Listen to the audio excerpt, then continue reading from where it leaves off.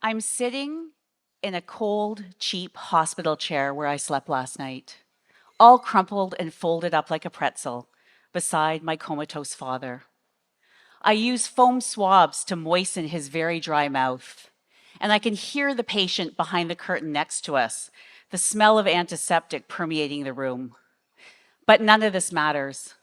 These are his last moments of life, and there is nothing more I can do.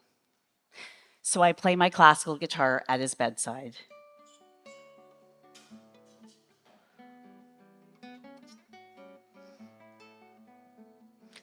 Wanting to create a connection with him that we may not have had in life.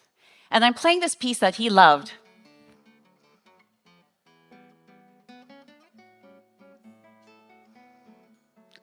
And my father came back for just a moment and said the name of the piece, Sounds of Bells.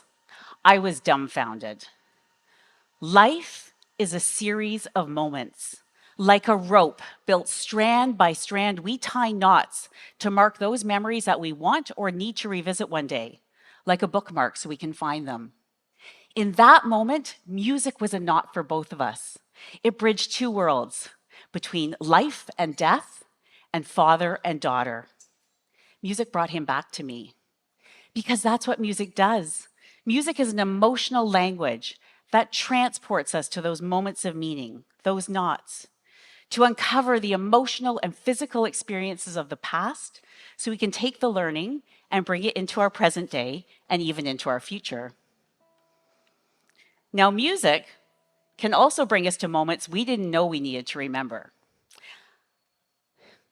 My parents wanted me to love classical music. So as any good teenager does, I made sure they knew I hated it. Long before the internet and Spotify, a 45 vinyl, little disc with a big hole in the center, arrived from my uncle in England. I was intrigued, but by this point, I was done playing music I would never learn to like. But there I was, secretly, in my room, listening to those opening notes of Cavatina.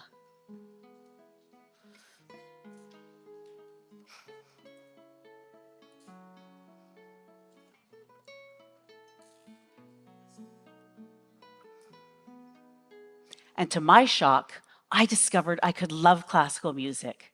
It was this piece that helped me see myself differently, that I could be both a musician and a scientist. I didn't have to choose. This was another knot in my rope. And music can shortcut us to spots in our life that we didn't even know we needed to remember. Fast forward 20 years, and I'm standing in my empty family home, realizing that my 18 summers were done. My kids were off to live their lives, and I didn't realize that my role in their lives had a 18-year shelf life. And there comes a point when it all stops. And there I was in my empty home listening to this song.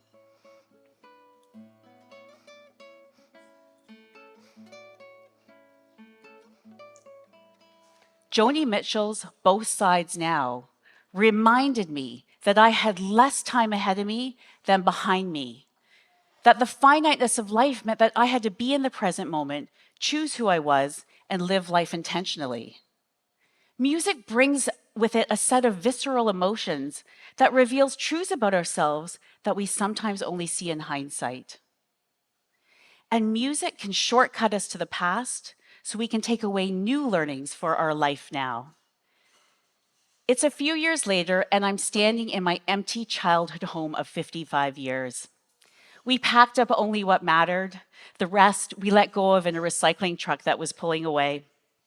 And it was this piece, Color Sepia, that was running through my mind.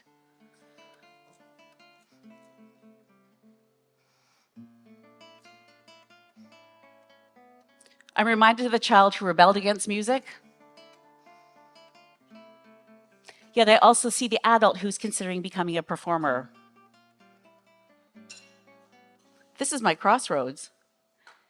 Do I choose to put myself out there, or do I let it all go and tell regretful stories of what could have been? This piece shortcutted me to the past and propelled me to the future, and in a split second, I saw who I could be in either scenario. Music was my guide, and so I chose performer.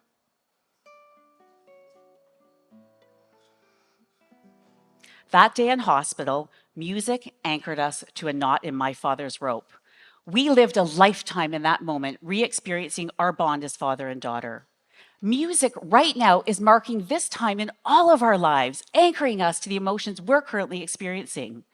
Because that's what music does. It transports us to those moments of meaning so that we can take the learning from the past into our present and even into the future. And in those moments, music is helping us learn something, something our future self will thank us for.